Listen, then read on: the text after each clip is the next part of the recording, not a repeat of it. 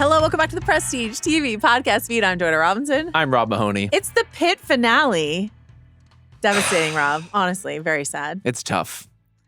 We've been hearing from a lot of people that they're going to, quote, miss us when the Pitt is over. Yeah. Guess what? We'll still be here. We're not going to pass from this mortal coil. We're not expiring. We're not going to the roof to watch the fireworks. We will still be here covering other shows. Yeah. Euphoria is happening. A show that a lot of people are watching. Including us. I'm having a good time so far. I actually really like it, but a lot of people are watching it for other reasons, and that's fine too. Seems like a great reason to listen to a podcast of two people bantering about it delightfully. Oh, is that what we do? I think so. Okay. Also, Beef, the Netflix series, season 2 of Beef is dropping on a binge drop this week. We will be covering it in 3 different episodes. So if you want to hear us talk about Beef, we will be doing that as well. So Euphoria, Beef, and many other shows to come. Yeah. So stick around. We're still be here. Yeah. This place needs us and we need it, right? Oh, sure. Yeah, absolutely. We're very important.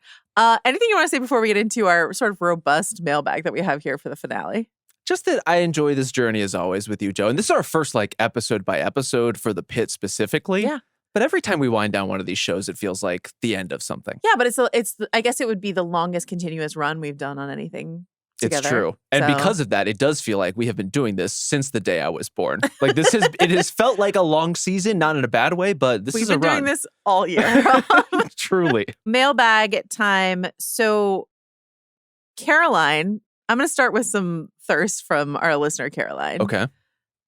Who said, I know we've talked about the various hotness factors, but for the love, what are the casting calls for the male EMTs? The EMT that brought in Roxy, the EMT that brought in singing drunk head gunshot guy? Quote, looking for tall, muscled men who fill out their shirt sleeves, look great and blue, and can flex their bicep as they hold items at a 90 degree for extended periods of time. Acting experience is a bonus, end quote. Caroline just wanted to appreciate the EMTs. We actually got a couple emails from in a more serious way of people who work as EMTs who are like, hey man, we wish our characters got a bit more respect on the Pitt. And here's Caroline respecting them in a certain way. Absolutely. I would say, We salute them and their biceps and their physiques. And their expertise. Absolutely, their expertise. Yeah. But they did, especially last week, become a bit of a punching bag in an unfortunate way. I wanted to, so more broadly, a lot of the emails that we got last week were about Whitaker's badge and a possible Langdon relapse. It was a very popular theory that was going around. Did not wind up being true. No. We got a couple great emails that don't have anything to do with that. But I kind of want to talk to you more broadly about theories here at the end of the season, right? Okay, so the popular theory that Langdon stole Whitaker's badge and relapsed, and that's why he came out of the bathroom looking sweaty and something. What is Santos going to do with her stolen scalpel? That was a question a lot of people were asking. Heat exhaustion mom, are we going to learn something new and complicated about how complicit she was in what happened? And the answer to all of that is nothing. Right? So does it change the way you think about theories and this show? Is this a show that sort of teases you with potential mysteries and then nothing much comes of it? Are there other ways in which theories pan out? What do you think? I think about it differently for patients versus doctors. Okay. With patients, I kind of like that the structure of the Pitt almost emulates the doctor's experience, where you see these people for an intense, brief period of time, and then short of Langdon popping up to a higher floor to check on a patient, you really don't know what happens to them after that. And once they're in another doctor's hands, another department's hands, it's kind of out of your control. So the patients, I kind of fully expect to not get any follow-up. The Langdon Whitaker badge stuff, that would be such a bad plan, even if you are a desperate addict who's trying to get pills. It's so easily traceable back to you that it never really tracked to something that would be possible. The Santos thing, I think, makes sense as someone who is not necessarily even actively engaging in the practice of self-harm, but is in a tough moment and sort of considering it and ideating it. And so it also feels truthful to where she's been this season, that she's for lack of a better phrasing, keeping her options open as far as what self-medicating looks like for her. And opting to drink and go to karaoke instead. Much healthier. We approve Alanis, much healthier. That's great. Honestly, one of my favorite things that has ever happened in the Pitt, without question. On the badge front, from Andy, who's a psychodynamic therapist, a really interesting analysis of Whitaker and the badge as sort of a character beat, which I really loved. So this is what Andy said. Whitaker, I imagine for him, the badge signified his no longer being the farm boy Huckleberry, in addition to it symbolizing his capacity to accomplish things or either honor/disavow his family. We really don't know much about Whitaker, in my opinion, beyond how others engage with and define him or what we are shown happening to him. Who is Whitaker beyond acts of service to others? I think this question that I have about Whitaker is one that Robby is grappling with, except Whitaker, being new, hasn't yet reached the point of losing his sense of self and purpose to the role of an ED physician. So I love that idea from Andy of it's not a did Langdon steal the badge or because at the end of the day, it's kind of just a punchline where the badge ends up. But it's also not that kind of show. But that was my question. Yeah. Is it that kind of show? I don't know. Is it sometimes that kind of show and sometimes not? Yeah. I never like to, again, I say this all the time. I never like to tell people they're watching TV incorrectly. But I do think it's interesting at the end of a season to sort of sit and say, okay, is this a kind of show that is leaving those kinds of breadcrumbs for theories or not? But this idea that Whitaker, who in last week's episode, in a scene that we didn't love, but who said hey man, don't define me, I'm not the aw shucks little buddy Gilligan, etc.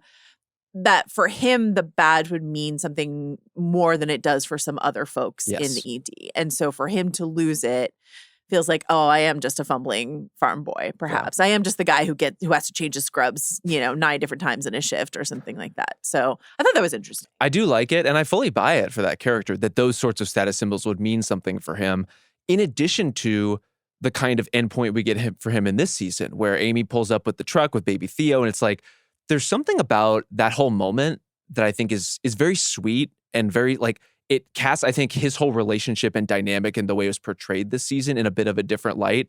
And some of it is just sort of the comfort with which he is falling into, yes, maybe there is a codependence there, right? Maybe this isn't the healthiest relationship for either of them. But there's something about she's going to give up the driver's seat and he's going to step into it. And he's assuming a different kind of status in that way with his surrogate family. He's slipping into someone else's spot. Truck, certainly. Yeah. We got a great email about this from Anna, who said, Amy is clearly showing up in her husband's. Anna had gotten to see the episode early. This is the only email we have that's about this finale because they screened the episode both at Paley Fest and then also for healthcare workers. I've heard of Paley Fest. Cool. At the Alamo Draft House, they did a screening. They did a screening for healthcare workers. And so Anna attended one of those screenings. But she wrote, Amy's clearly showing up in her husband's old truck, and the role Whitaker plays in her life is so to show how they immediately switch places so that Whitaker can drive. Clearly, there's a cultural component of Amy's traditional farmhouse lifestyle requiring the man in her life take the front seat. But the fact that her presumably less than 1-year-old baby is in the backseat past 10 p.m. indicates that she doesn't have a support system. The fact that Amy picks Whitaker up draws attention to the fact that he likely doesn't have a car with his financial insecurity. I think there's some codependency there. But given both of their upbringings, I can see this resulting in marriage down the line. It's giving ring before spring energy. And I really agree. But I'm also Robby's so concerned about it. Yeah. But when you see it, you're like, this doesn't look dysfunctional. This looks quite sweet. And when Robby's watching it happen, I don't quite know how he's interpreting that moment, but it seems like he's oh, that looks like a full life in a way that I don't have. Yeah. I was judging him for doing that, but he's putting the music on. He's got a relationship with this baby already. Amy's quite fond of him. I don't know. It looks kind of nice. It seems like something. And of all the people to take real life advice from at work, Robby's not the guy, right? Robby's not the guy. Last thing on the Whitaker badge front is our listener Larry identified, before seeing this episode, the exact moment Whitaker lost his badge, which is when he collides with the new intern in the last week's episode, when she was freaked out by seeing the dummy. Yes. And she's like, what's that? So if he lost his badge, in the vicinity of the dummy, and that is where Digby found it, because we see him with the dummy later on, et cetera. So how are you feeling about the way that Digby's story wrapped up and the way that Whitaker's story wrapped up here? I thought the Digby, it's kind of silly. It's just funny. It's fine. I kind of would prefer that he just wheel off with the dummy and the badge. I don't know why we need this speech about fireworks, other than everyone in the greater Pittsburgh area is an expert on the history of fireworks. Listen, Pittsburgh pride, it matters. Apparently so. On that front, we got a couple, I would say many emails about a couple things. Do you want to talk about Styx and what we missed about the band Styx? Please.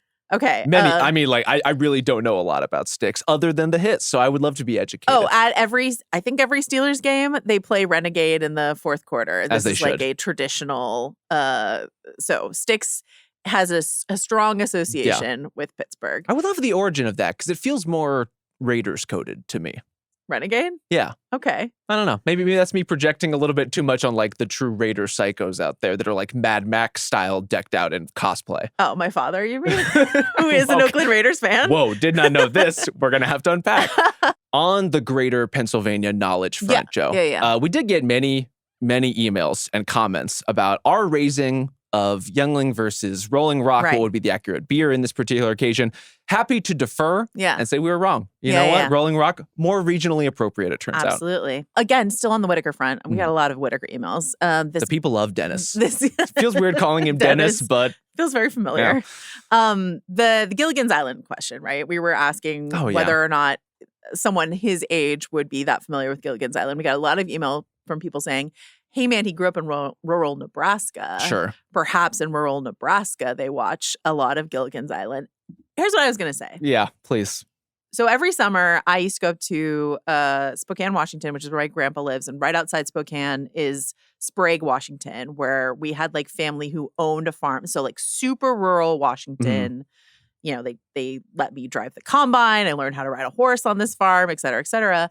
They did have like, they could not get normal television out there. So they had like satellites. Yes. And then a lot of people wrote in saying like, I could see them having a DVD collection of Gilligan's Island. We grew up watching Gilligan's Island on DVD. So like, is there an aspect of being from rural Nebraska, a wholesome, family-friendly show like Gilligan's Island could perhaps be in Dennis's repertoire a bit more than it might be in your average Gen Z doctor's repertoire? I reject the assumption baked in because the exact thing you mentioned, which is honestly the first people I ever knew who had satellite TV were in extremely rural areas and had the hundreds, if not thousands of channels. So it's like, there are so many ways to get content and TV and shows and movies now. But maybe like some people don't even have satellite and they just have like their DVD collection. I mean, we support physical media on this podcast. We do. Look, it's possible. I just wouldn't assume that just because someone grew up in a rural area, they're watching shows from the 60s. Hashtag not all farmers, Rob said. But someone has to stand up for him. Shout out to Pat and Willard who taught me how to play cribbage. Oh, on what the spice of life is, which is a question we asked last week. Yep. A game I don't think you played very well, Rob. I think I answered it quite literally. But is literal a fun way to play a game? It's not. Look, the non-literal way is... That was like a real no but, not a yes and from you. No, but it's literally salt, Joanna. There's literally one answer to this question, unfortunately. Sure. I think the actual answer for me is paprika. That would be my spice of life if I were to pick one that is not salt or black pepper. Thank you for playing this game. Greg wrote into... Actually, hold on. I need to commandeer the podcast once again. I did see some commentary calling me basic for picking salt and pepper. Let me tell you, you're wrong. Like, ultimately... I mean, S&P is important. S&P is not only important, but the baseline of a lot of modern, at least Western cooking. And most importantly, if you can't make good food with just salt and pepper, you're not a very good cook. I'm sorry to say. Tough. It's still cardamom or cumin. But Greg wrote in to talk about a thing that landed his wife in the ED, which was having too much nutmeg. Oh. That she was, I think, making yogurt. Okay. Was meant to sprinkle some nutmeg on, instead dumped nutmeg and was like, oh, well, I guess I'll just go with it. I love pumpkin pie. Why not? Let's do it. Struggled through it. And then it made her high, essentially. Yeah. The nutmeg gave her she doomed it. Yeah, she did. She spiced it. So she had to go to the ED and they said their only solution was ride it out, baby. Ride the nutmeg high all the way. I didn't know that nutmeg could do that. I didn't know it could do that. Mm-hmm. I mean, it is a spice that you obviously use in pretty sparing amounts. Yeah. But I will say, Joe, I don't know what your experience is with grating your own nutmeg. Yeah. A real game changer. Really elevates the whole thing. I agree, but for some reason, there's something about the experience of grating nutmeg versus, let's say, garlic, microplaning nutmeg versus garlic or ginger or something like that, where I'm more inclined to like fuck up my own fingers or nails. Because the round... It's hard to get a handle. It's tough. It's just the cost of doing business if you want the most aromatic possible Thanksgiving desserts. Okay, guess what? I'm almost done. What is this podcast about again? Nutmeg, Rolling Rock, furries. Shane wrote in, I didn't prep you for this, so it's okay if you don't have an answer. But Shane wrote in saying, can we get a final ranking of our biggest enemies this season? Did Ogilvy successfully cry his way off the list? Shane offers up this list.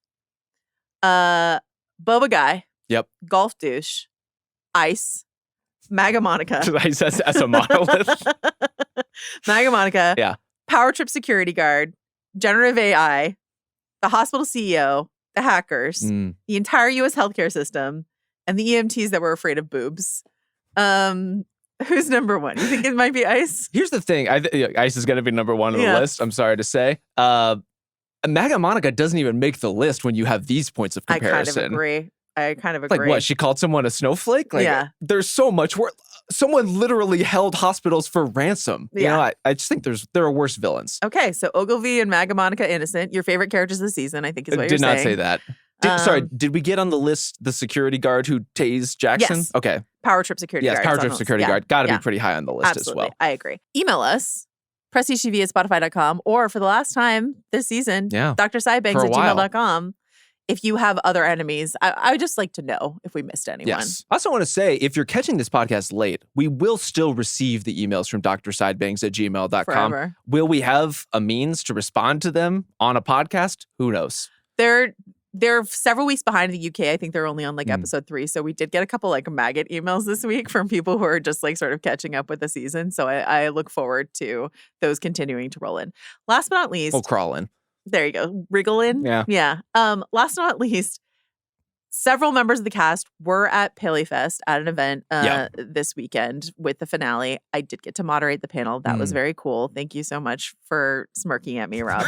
It's a huge deal. I don't know why we're not celebrating this. Very cool. I just wanted to shout out that my favorite thing that happened on the panel was Taylor Dearden, and this has been clipped, but Taylor Dearden was talking about how, I was asking them the question of like, what is something your character's been very wrong about this season? Because it's something we like about the Pit. It's like when these characters are behaving badly, and it's very human, right? It's very well-rounded.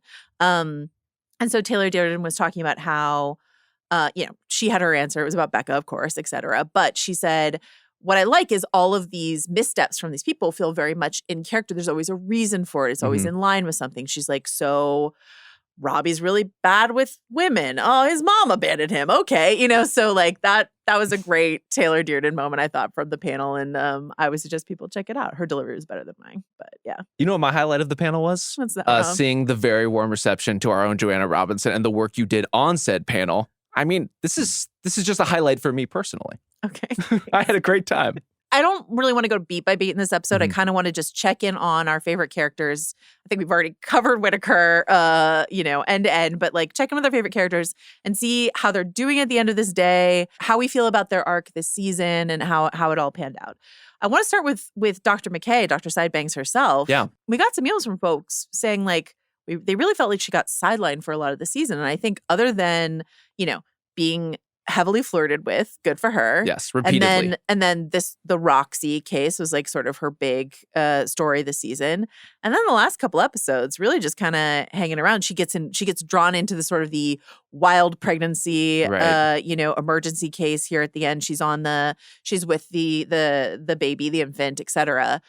But in general, how do you feel like McKay's story sort of wrapped up this season? It's hard to top, the ankle monitor, ex-husband, child, dad, all the other stuff that she had going on last season. I think there was a bit of a handoff. And look, this is just going to be one of the realities of a show with this kind of ensemble, right? Not every season is going to be a heavy McKay season. And so I feel like we got a bit of a handoff from some McKay heavy stuff in season 1 to more Samira Mohan heavy stuff in season 2.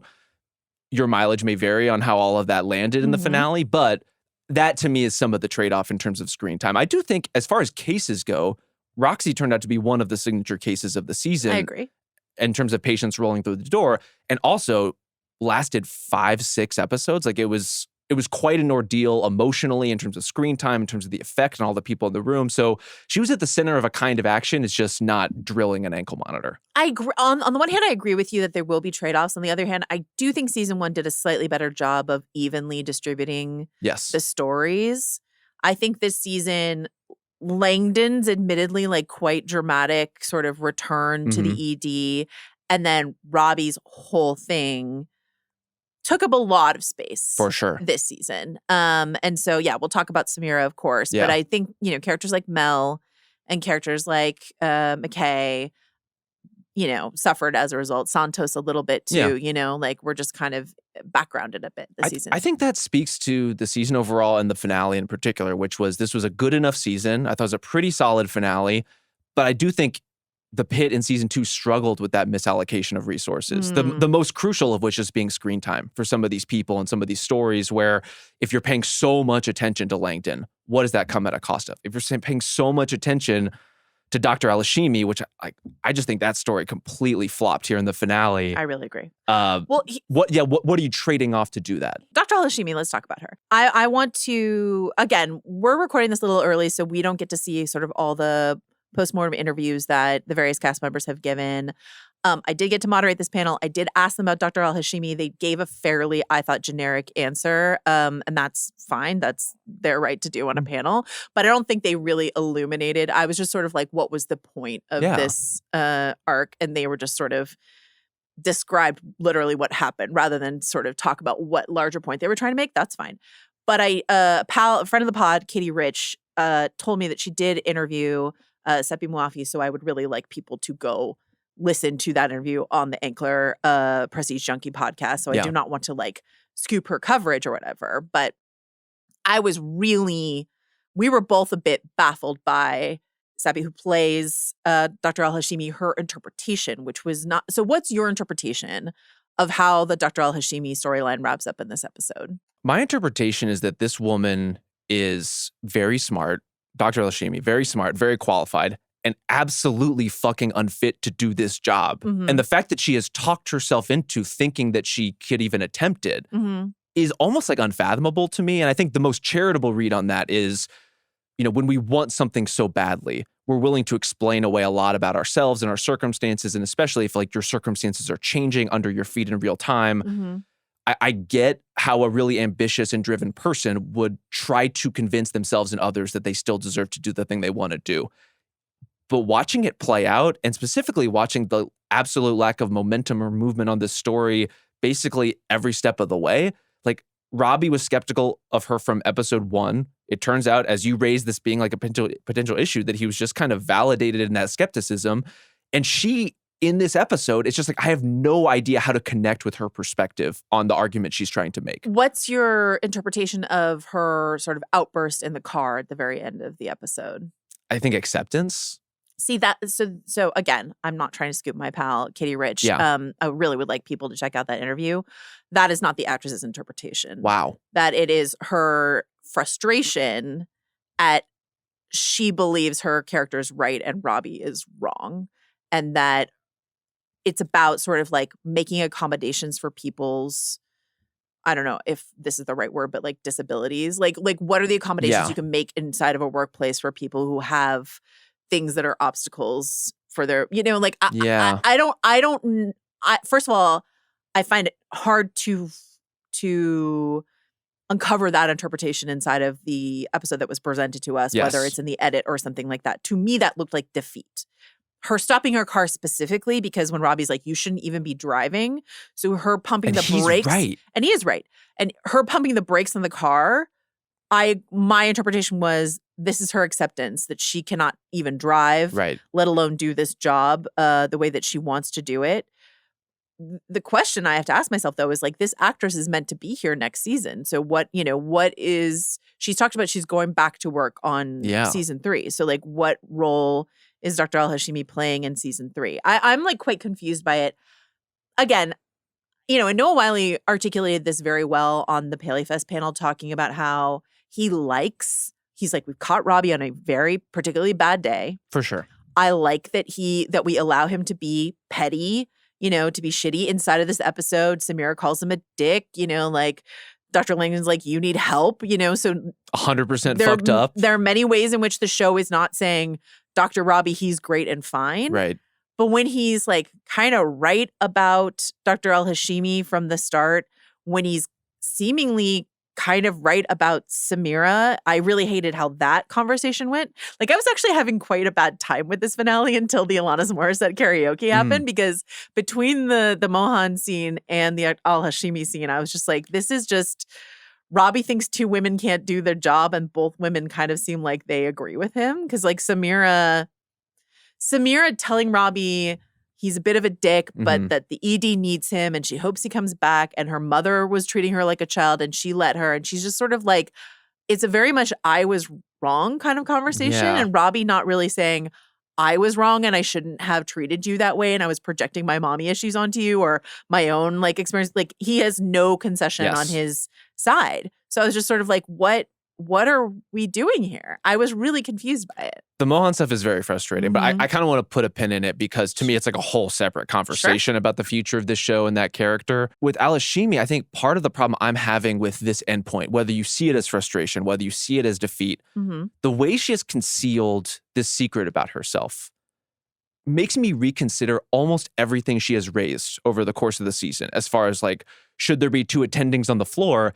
That no longer feels like I'm trying to do what's best for the ED. It feels like I'm trying to do what allows me to do this job. I think it can be both. It can be both, but it's like, even something like, you know, the argument she gets into with Robby earlier about being named in a lawsuit. It's like, does she now want to be named in a lawsuit because she doesn't want the scrutiny that comes with something like that? That she doesn't want to be deposed like Mel's being deposed? Possibly, but I think it's more, I mean, from what she's explained to him, this is not something that has been an ongoing issue inside of her career as a medical professional. This is an exceptional day that this has happened to her. And I'm not saying, you know, you and I both raised this. We raised it in sort of like the medical diagnosis spoiler section. So it's possible that people didn't hear us talk about it earlier. But like we were both appalled by the idea that she was hiding this thing that is a very risky thing for her to grapple with inside of a job where she needs to be able to act quickly, think quickly, move quickly, you know, and she's pushing back on Robby.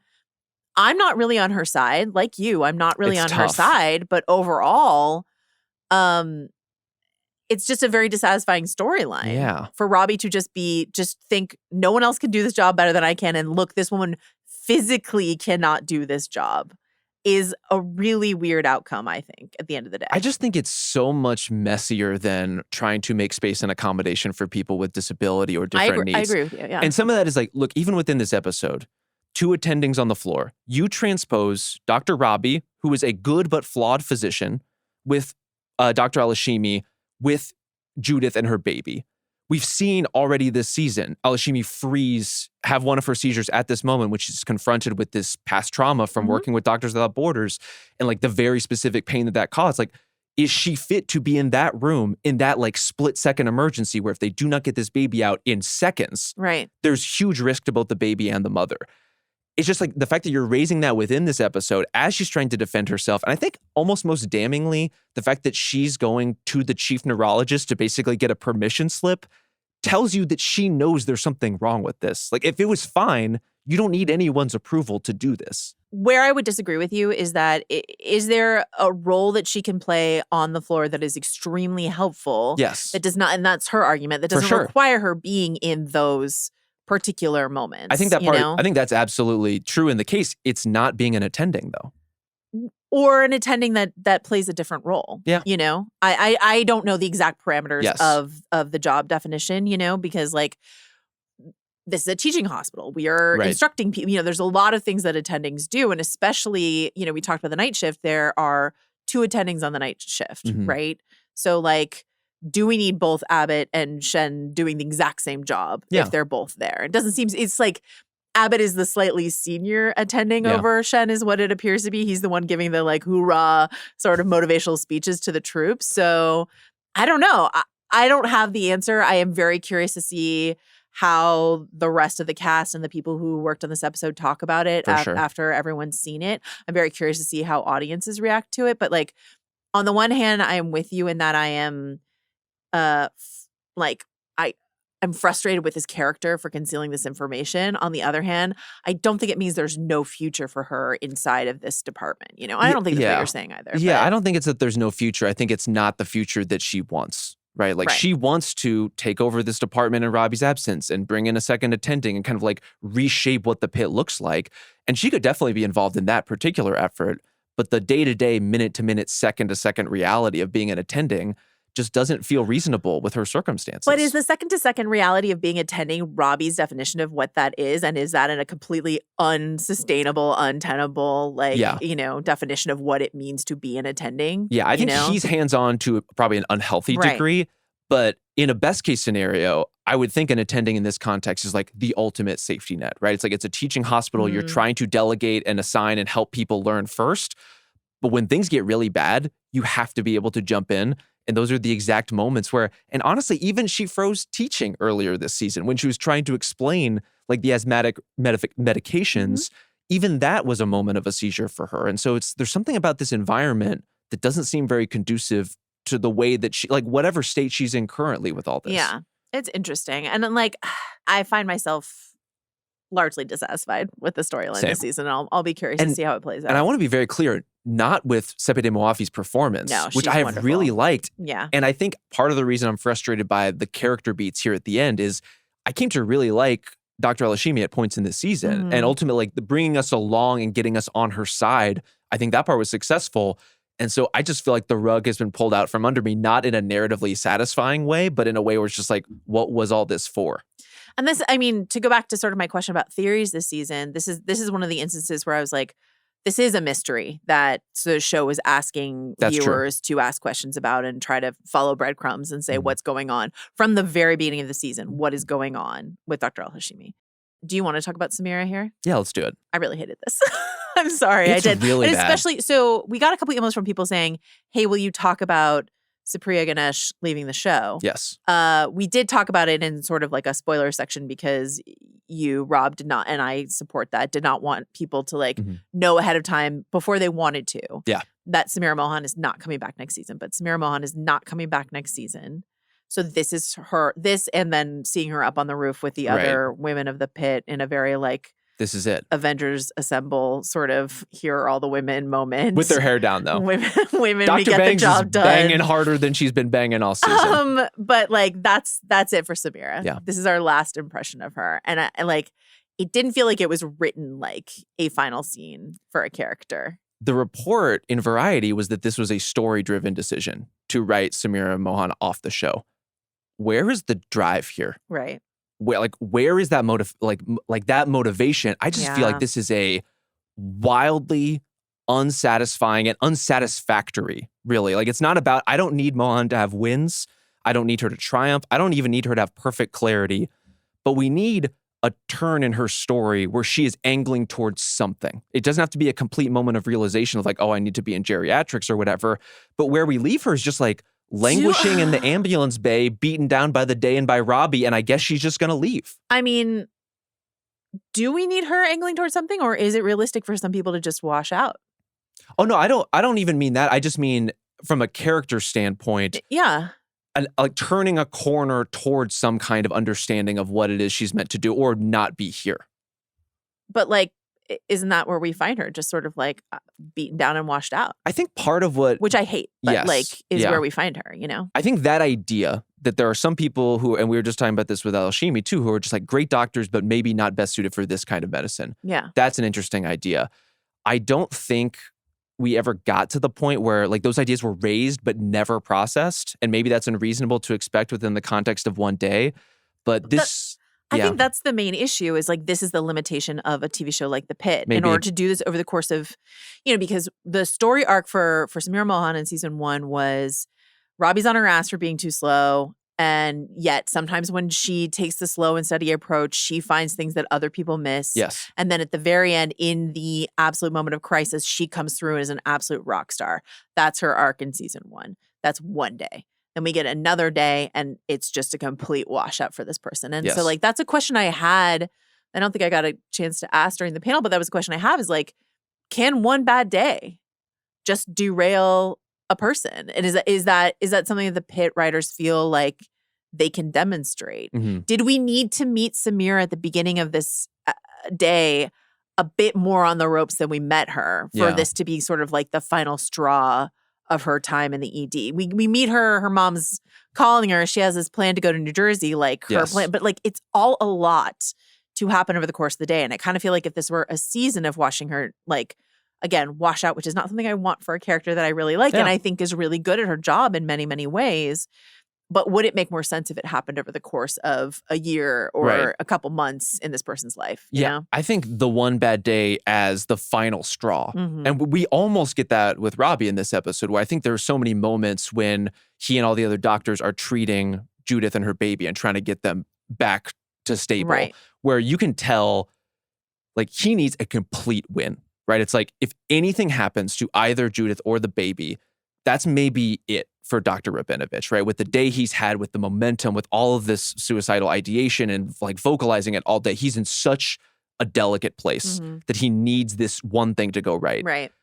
I don't have any sense of that with Samira over the course of the season, that it was like the Orlando Diaz case, for as tough as that is, like a loss for a doctor to take. And she tried so hard at so many points to make that work, that it would be the kind of thing that would dramatically change the entire course of her career. Yeah. And especially like with the knowledge that we had that, you know, maybe we would rather not have looming over the last few episodes that the actress wasn't coming back. Yeah. It just, I think it recontextualized the whole storyline for us. It's really tough. I don't know the full story of what's happening with Supriya Ganesh, but like, this does not feel like a clean, clear, we're writing this person off. No. Ditto with Dr. Collins last season. Same. You know, so. And yeah, both just left hanging in a way that, yeah, I get you're wanting to capture the reality of a day. And you don't want to have every character who leaves the show, which structurally there will be characters who leave this show based on the realities of these sorts of departments.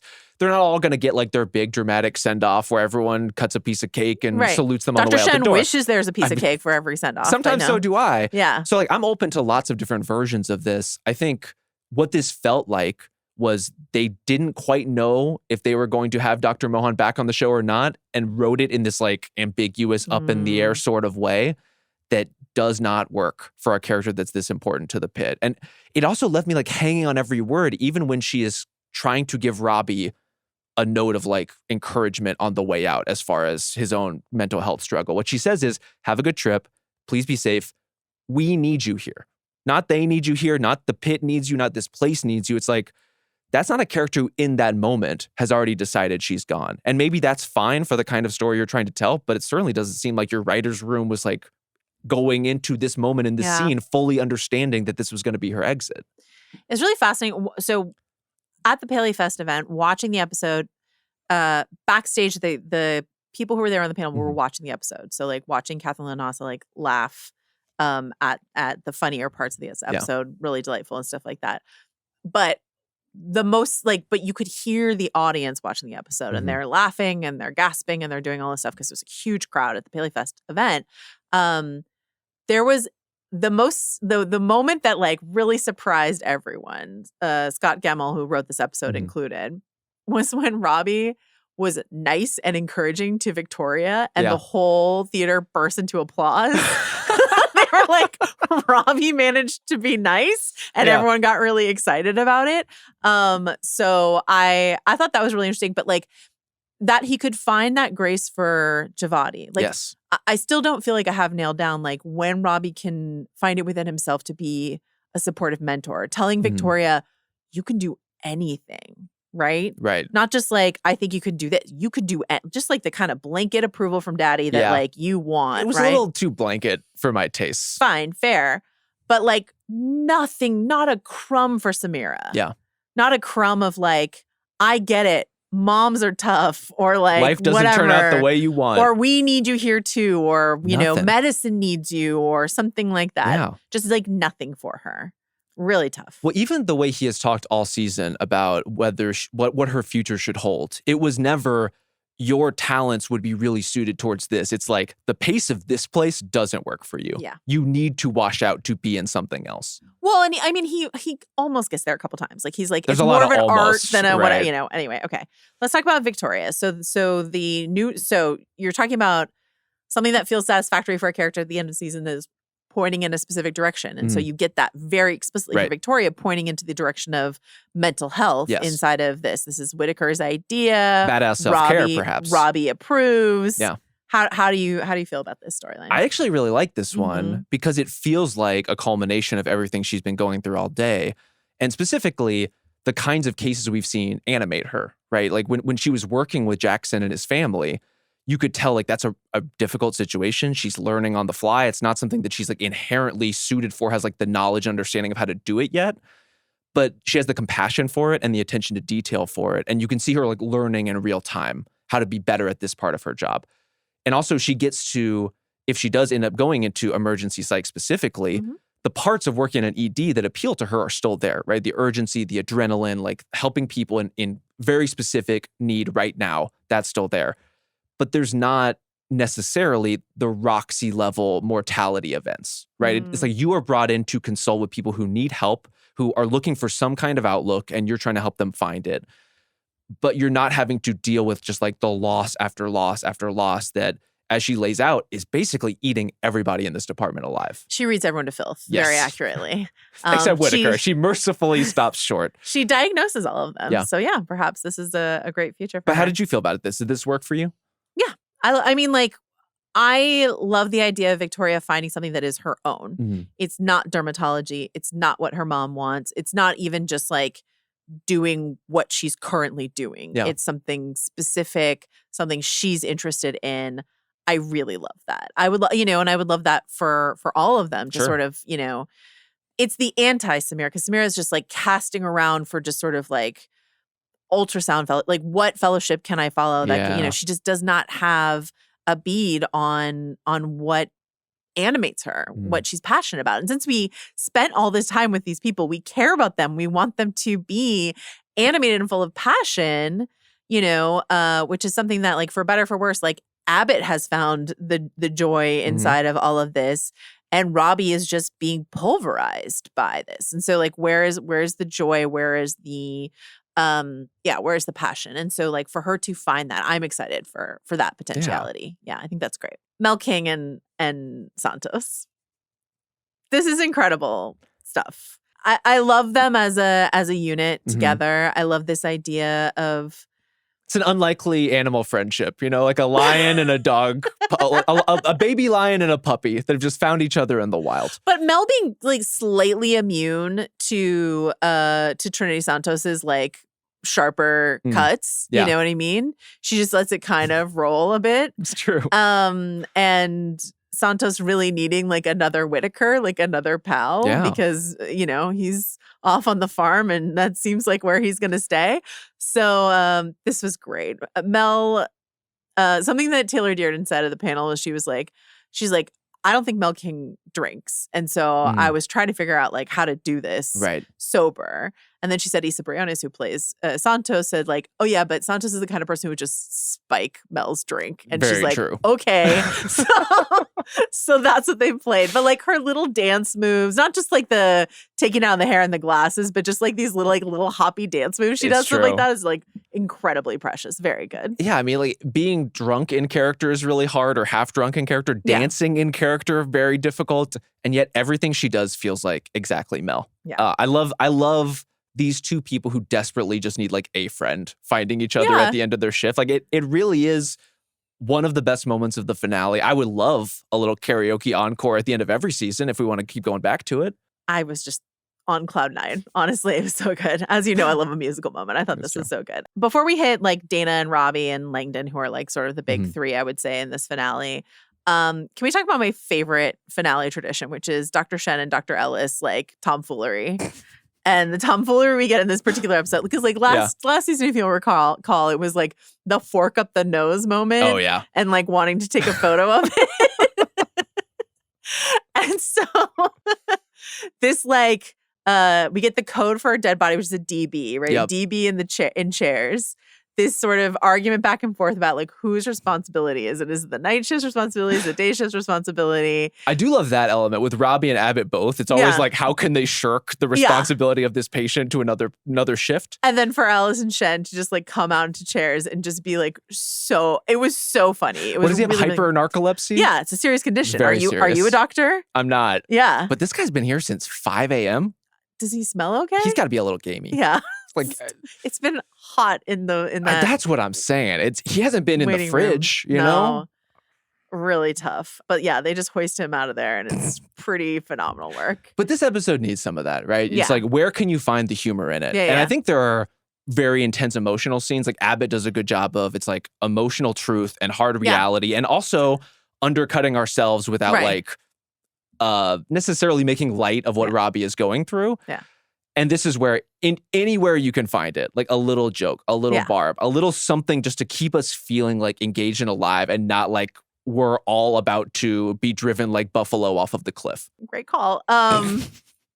Thanks, Joe. Well, I think a similar moment of just sort of, I don't know, emotional connection was when we get the women Avengers assembling on the roof to watch the fireworks. No men allowed. There's like a one man blurrily in the background, but not any of our main characters.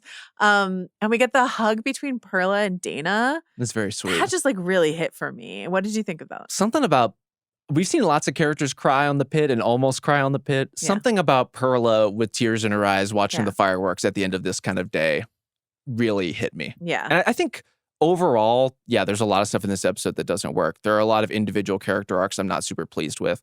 Some of the big emotional stuff did. And I think some of that is like Robby oriented, some of it's Baby Jane Doe oriented, some of it's just little things like this where it's like a character we have this kind of time spent with who I care about, and just seeing her like have a moment of emotional outburst, if that.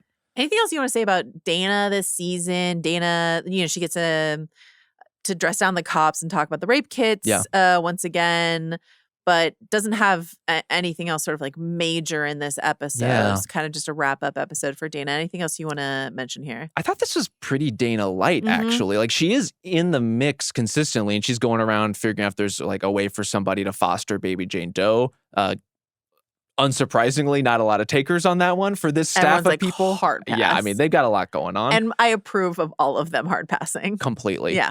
Did you feel any whiplash at all by the Dana-Robby dynamic in this episode? Because we've just seen for episodes on end, hours on end in their shift, they've just been like going at each other. Yeah. They've been trading those sorts of barbs. They've just been like at each other's throats.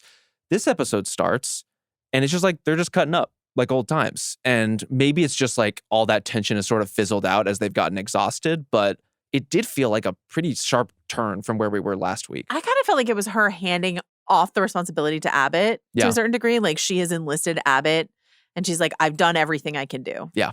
I'm done fighting this battle.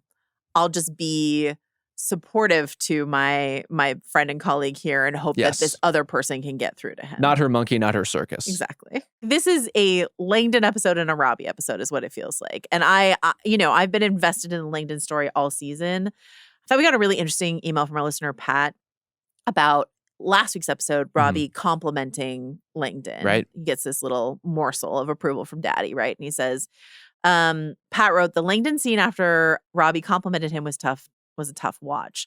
The relief on his face seemed to me to be the dynamics of a codependent relationship. My father was an alcoholic with a temper. When he was mad at you, he wouldn't talk for days. When he finally did, the relief was overwhelmingly emotional. There's a cruelty to purposely withholding love as a form of control. At least I projected my experience onto Langdon's reaction. It's not the only example this season or even this episode, but I think it displays the emotional trauma Robby is yielding in the ED. I really love that analysis, especially when we get in this episode, Langdon confronting Robby and saying, you remind me of a lot of people that I met in rehab. Right. Your behavior is that of a substance abuser. And if it is not, an addiction to drugs or alcohol, it is an addiction to the adrenaline of the ED. It is your sort of like emotional addiction, like whatever the case may be. But you need psychiatric help, which people have been telling him all day. Yes. Robby's like, no, thank you for your analysis here. Just pushing back. Right. Just being very snide. As Noah Wiley put on the panel, like very petty, all of this sort of stuff. But I thought this was a great Langdon moment. Langdon has his drug test, which presumably he passed, despite a lot of email theories that he wouldn't. Also a little cute about the process. It's like, yeah, you have to be observed taking your urine test. That's because you've been watching a lot of Euphoria, it's true. Rob. And those are mom-distributed urine tests. Don't even get me started about the official capacity.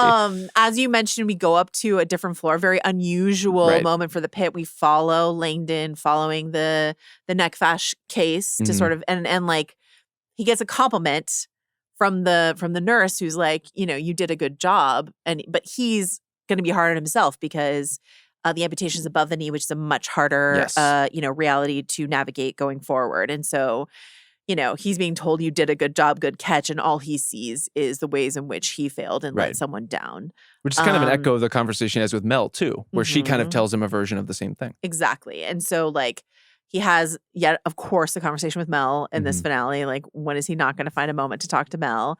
And then he has his confrontation with Robby. And I really liked it. I really, really liked this scene. What did you think? I like most of it. I think the Langdon stuff, especially him going to check in on his patient, even just like the larger, where is your confidence level on a day like this thread that has been like strewn throughout his season, I think has been really effective. And it makes total sense for where that character would be coming from after all this time off. Right.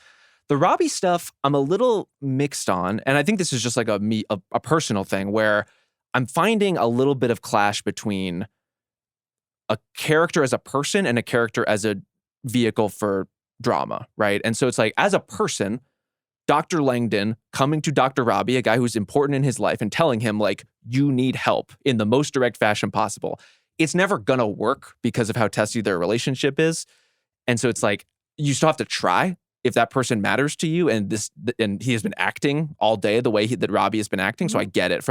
As a real life person in this scenario, I get it. For dramatic purposes, I'm not sure that he says a lot that Abbott didn't just say.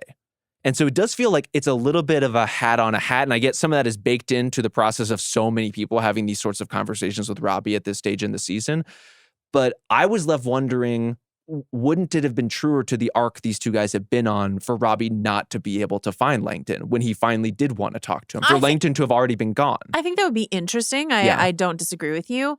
I do think it's, even if it were the identical words, I think the source is so different. For Abbott sure. versus Langdon. We got some emails from people talking about, like, why is it that Robby can hear certain things from, like, Duke and Abbott and not various other people? And the point that a couple of our listeners made was, like, these are the only people who are not subordinate to Robby.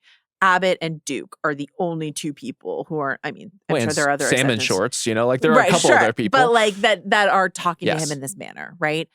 And so from Langdon, this is coming from a subordinate who has disappointed Robby or made, as Noah Wiley has been talking about all season, made Robby disappointed in himself. Like, I let him down as a leader, something like that. So all of that is true. But I think also Langdon pushing back, and like Robby abused him all day, like shit on him all day. Other than the one little crumb of approval he gave in last week's episode. And for someone to not just take it and to push back on him, I think is an important interaction for him to have. I did ask Noah Wiley at the Paley Fest panel, is Robby going on his trip and is he coming back? And he said yes to both. Yes, he's going on his trip. Yes, we knew he was coming back. Right. But I was curious if he was going to go at all. Like, if this Dr. Al-Hashimi revelation was going to stop him or something like that. Yes, he's going. Yes, he's coming back. And then I asked him, like, was there a moment inside of this episode? Was it swaddling the baby? Was it talking to Abbott? Was it, that sort of changed his mind? And he said, no, it's accumulation of all of it. Yes. Which is understandable, which is something you just said. But, like, so I think that Langdon element is important. Yeah. To not just have Abbott say it to him, but to have Langdon push back on him and just say, like, you can't treat me like shit all day and get away with it. Samira kind of lets him get, right. We need you here. Sort of like Samira lets him get away with it, but like Langdon doesn't. And that's, I think, important. So maybe that is what I wanted from Samira. Yeah. For her to not let. All she says is you're kind of a dick sometimes, but it's very mild compared to like what he deserves for the way that he treated her. And especially to come off of like, I was just letting my mom treat me like a child and now you're letting Robby kind of treat you like a child. Very tough. I hear what you're saying about the accumulation. I think that makes total sense. I also think just sort of reframing this as we're talking about it as much more of a Langdon moment than a Robby moment. Like those elements I do think are important for his character and the sticking up for himself and kind of asserting a different place within this ED. Like he's not the golden boy anymore. He's not Robby's chosen one to succeed him or follow in his footsteps, but he's going to have to chart something new for himself. And that kind of thing is going to have to be a little bit more adversarial at times. I love that. Last but not least, Robby himself. Several mental health professionals wrote into the podcast to note that if all of these people, including, a literal psychiatrist in last week's episode, are asking Robby about, hey man, you're saying some things that are a little troubling. Several mental health professionals wrote in to say it is very odd that no one asked Robby directly about suicidal ideation, that it is standard procedure. If you suspect, you ask, you don't beat around the bush, you don't hem and haw, you ask directly. And no one is doing that with And these Robby. are people who would know. Exactly, that's the procedure. So they all thought that was like really strange, yeah, I it's a suppose. great call. But yeah, we get the Abbott conversation, we get the Baby Jane Doe moment. We get the Mohan confrontation. We get the Javadi encouragement. We get the Langdon confrontation. I want to read one last email from our listener, Andy, who gave that interesting analysis of the badge and Whitaker. And this is, most of Andy's email was about Robby, though. The loss of Robby's mentor, Adamson, and seeing loss constantly also plays a role in his sense of importance and hyper-responsibility in my perception. We know he feels responsible for Adamson's death and cannot truly forgive himself. In this as well is perhaps more selfish thought from a juvenile place of being furious that his mentor abandoned him. I think that's a great call. What a conflict to hold in mind if that's a factor. In my experience with patients, that sort of conflict is pretty common. It's like the emotional equivalent of Digby's arm. Untended with decaying bits being eaten by maggots because shame and a sense of unsightliness or expendability has prevented help seeking.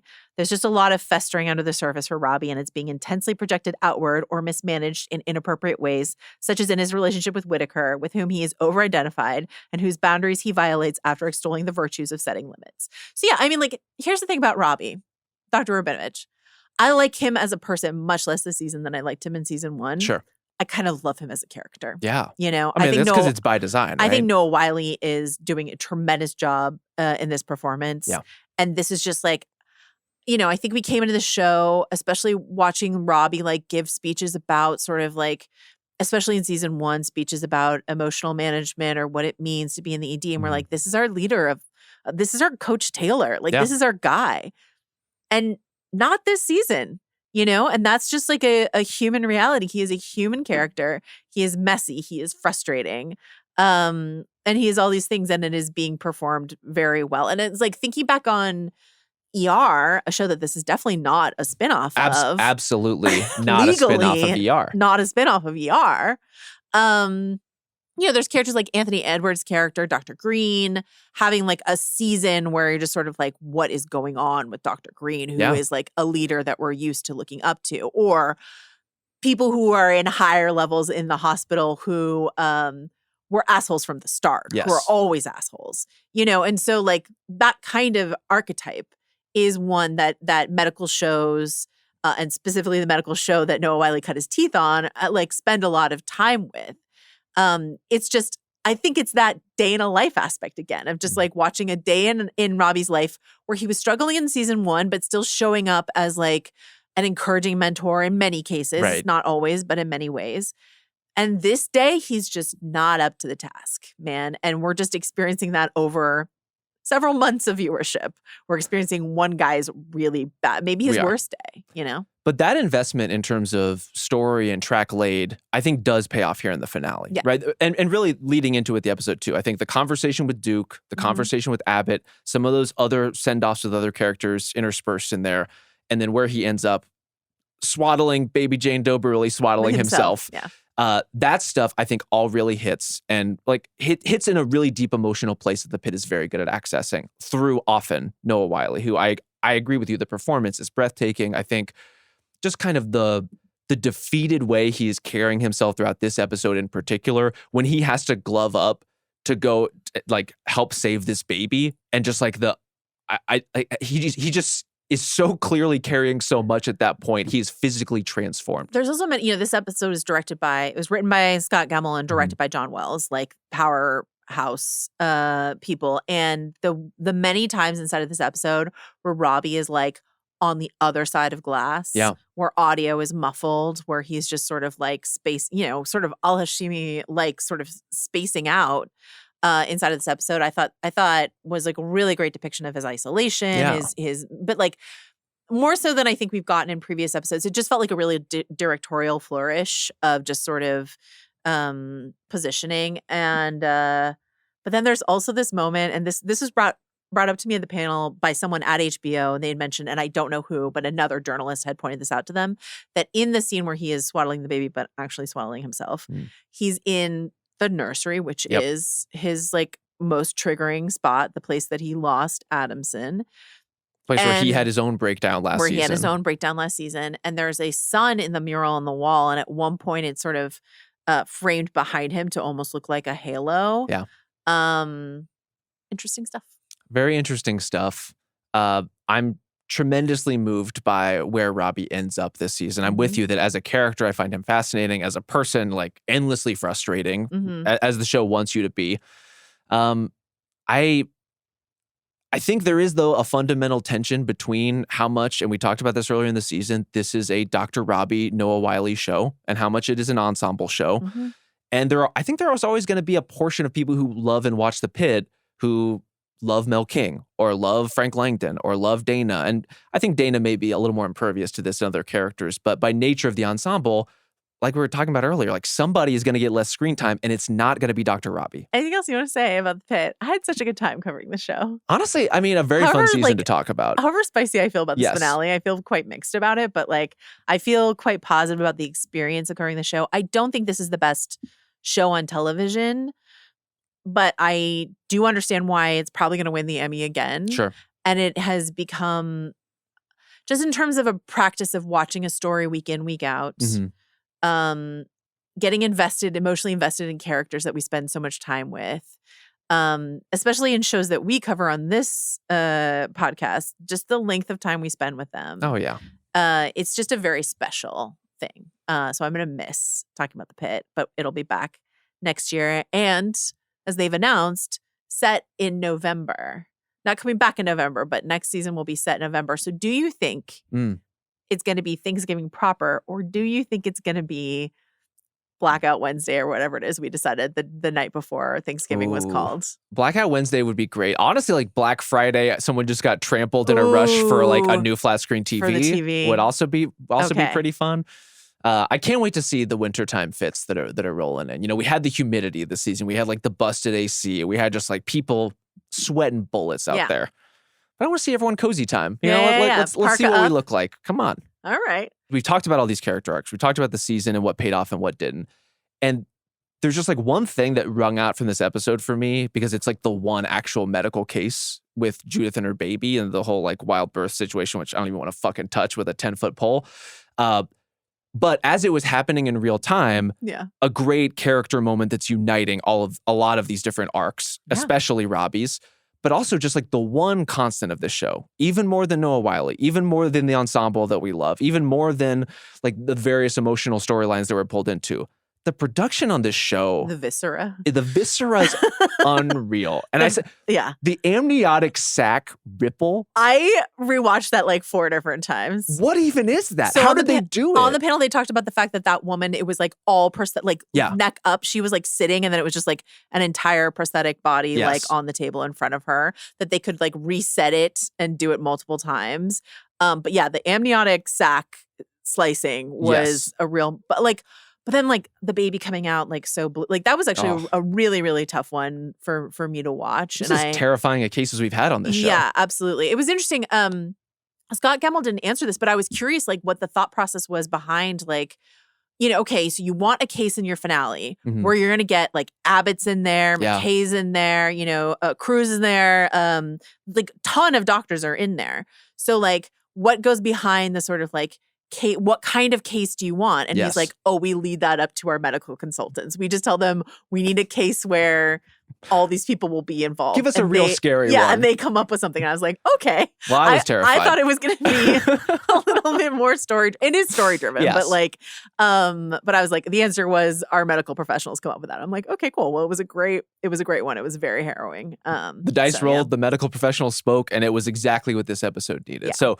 just like a shout out to that case in particular, which I was consistently terrified by, but also the way it's executed on The Pitt is just exceptional. Yeah, really good. Shout out to the amniotic sac. Shout out to all our amniotic sacs out there. Shout out to everyone who's here in Sycamore today, helping us out. Jacob's on the show today. Kai Grady, going above and beyond today for many different reasons. Just our fave. I'm so glad that he's here. They just don't make him like Kai Grady. They don't.